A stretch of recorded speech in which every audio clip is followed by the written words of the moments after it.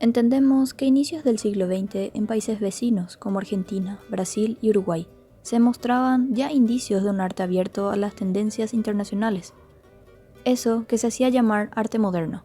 Sin embargo, en Paraguay, los cambios significativos respecto al universo de las artes visuales se dan a partir de la década de los 50. En este punto encontramos coincidencia en varios autores donde mencionan que la fuerza renovadora no se produce paralelamente en otros países de Latinoamérica, por las condiciones propias de cada uno.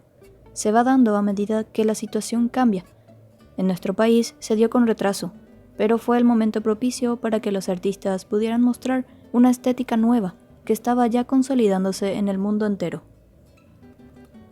Entonces, aquí visualizaremos exponentes de las artes visuales y su desarrollo en Paraguay, tomando como referencia episodios protagonizados por personalidades y colectivos a lo largo de las ya mencionadas décadas de los 60 y 70, puesto que posteriormente se hablarán de las demás décadas. Hasta los años 50, la pintura en Paraguay estaba muy ceñida al paradigma academicista, y que históricamente las artes visuales en nuestro país no seguían cronológicamente los parámetros y las innovaciones de los países vecinos. Es así que algunos críticos afirman que las influencias llegaban de manera tardía. En el Paraguay de los años 50, la pintura en general se mantenía aún encuadrada en los alineamientos académicos, aunque de manera tímida y tardía se daban ya algunas prácticas orientadas hacia la liberación del academicismo plástico, específicamente con la manifestación de ruptura del grupo Arte Nuevo. Entendemos que alrededor de las décadas del 50, 60 y 70, además del surgimiento de personalidades fundamentales del arte visual en Paraguay, se generaron movimientos relevantes para el desarrollo de este universo artístico. Ticio Escobar, por ejemplo, nos expresa en una entrevista que no hay rasgos esenciales del arte de un país. Sin embargo, se pueden realizar lecturas respecto a las tendencias imperantes en cada época. Existen, por épocas, problemas o cuestiones que se plantean y dan por cierto tono al arte. Entonces, uno puede decir que corresponde a tal o cual época. En los años 60 aparecía la influencia de Livio Abramo, el grabado, la abstracción de Edith Jiménez y Colombino, haciendo ambos una importante obra abstracta. La abstracción parece constituir el elemento más nuevo de los 60, pero enseguida entra el cosmopolitismo, que sacude al mundo con un experimentalismo innovador, tecnológico, escandaloso, que conmueve las artes visuales de ese momento. En este tiempo se dieron los happening, surgen los performance. Son figuras importantes en ese entonces, Cira Moscarda y Laura Márquez, así como los novísimos. En los 70, el arte adquiere un sentido figurativo y más calmado, más meditado. Muchos artistas hacen intervenciones con el espacio, las llamadas instalaciones. Según la interpretación de Javier Rodríguez Alcalá, la modernidad en el Paraguay se trató de un proceso con características propias en dos etapas. La primera sucede entre 1940 y 1954 y está relacionada a preocupaciones sobre identidad y renovación formal, con artistas de visiones particulares. La segunda etapa, década de los 60, corresponde a la actualización del repertorio lingüístico, que se desarrolla a partir del grupo Arte Nuevo y abarca hasta principios del 70, buscando nuevos planteamientos temáticos. Años 60. El complejo cambio cultural que abatió al mundo tradicional en la década de los 60 se tradujo en arriesgadas manifestaciones artísticas.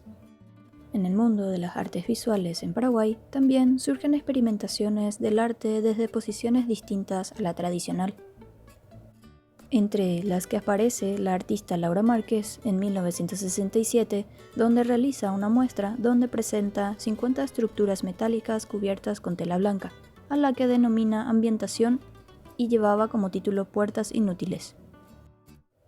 Se inicia la tendencia de abstracción de mano de varios artistas. Esta luego desembocará en el informalismo matérico y en el arte cinético. Constituye otro momento de la acelerada carrera que llevaban los artistas para superar etapas para actualizarse. No se constituye un frente ni un grupo específico, y, como la mayoría de las veces en ámbito local, se trabaja de manera prácticamente aislada.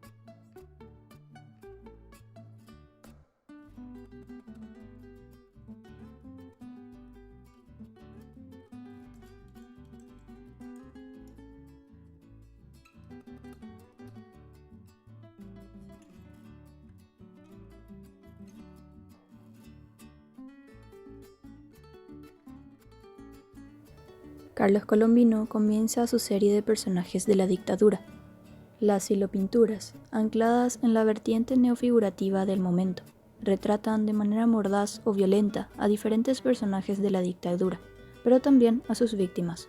Culminadas sus obras, al año siguiente se inaugura la exposición, pero debe hacerse a puertas cerradas.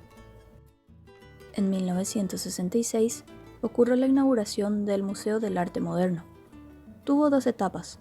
Una en la que funcionó como vivo catalizador y núcleo para artistas durante un año, otro a partir de 1978, de más moderada actuación hasta que no pudo sostenerse el proyecto, y las obras del museo pasaron a ser parte de la Universidad Católica. Un incendio en los depósitos del museo destruye parte del acervo. De mueblería a galería de arte. En 1969, Lidia Miró, una joven entusiasta, hija del señor Miró, dueño de una importante mueblería de la época, funda la Galería Miró, en un moderno edificio de la esquina de Mariscal Estigarribia y México, un amplio espacio que tenía un gran entrepiso, donde empezó exponiendo obras de sus amigos Ricardo Migliorisi, Genaro Pindú, entre otros. En esa misma arquitectura, Pindú realiza su primera gran muestra individual, en 1970. Década de los 70. Ya en la década de los 70 se inauguran Artesanos, la Galería Sepia, también Casa Taller en la zona del barrio Mariscal López. Más adelante Propuestas de Gabriel Brizuela y Cabo de Vila. Y al sur de la ciudad, Roberto Airaldi abría Espacio Alternativa sobre la avenida José Félix Bogado en uno de los chalés del barrio El Pinar. Así también nacía Fábrica en un pequeño local sobre la calle Alberdi y Aedo, y muy cerca de la Sala Boggiani del Colegio Dante Alighieri, donde se realizaron importantes exposiciones de artistas como Víctor Ocampo o Hugo Pistilli. En los años 70 fue el arquitecto Genaro Pindú quien congregaba a gran parte de los artistas de la época en la Galería Artesanos, en torno a fiestas temáticas, como la recordada La Comilona, la cual era una parodia a los eventos de la clase alta. El auge del dibujo. Es en los 70 y a partir del impacto de la muestra de Pindú que se aviva el auge del dibujo. La minuciosidad de la técnica y la densidad de sus contenidos servirán para hacer visible una atmósfera que era la que se vivía en Paraguay. A mediados de los 70 se destacaba también Lucio Aquino, quien en 1976 presentó una exposición que llamó Arte Patafísico.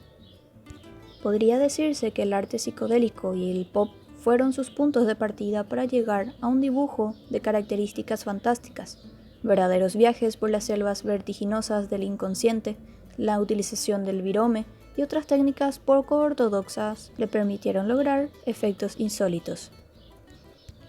Apertura de la colección circulante. La colección circulante fue una iniciativa de artistas, de Carlos Colombino y Olga Blinder, que pretendía hacer llegar a un público mayor y distinto diversas manifestaciones de arte moderno, tanto paraguayo como latinoamericano. Las obras eran exhibidas en universidades, espacios públicos y hasta plazas. No disponía de local específico. Se constituye en el antecedente del Centro de Artes Visuales, Museo del Barro. Apertura de Galería Artesanos. En 1973 se empezó a trabajar para abrir un establecimiento en el cual los artistas pudieran vender obras pequeñas. Durante los 20 años que la galería funcionó, pasaron por allí varias exposiciones que fueron hitos dentro del panorama local.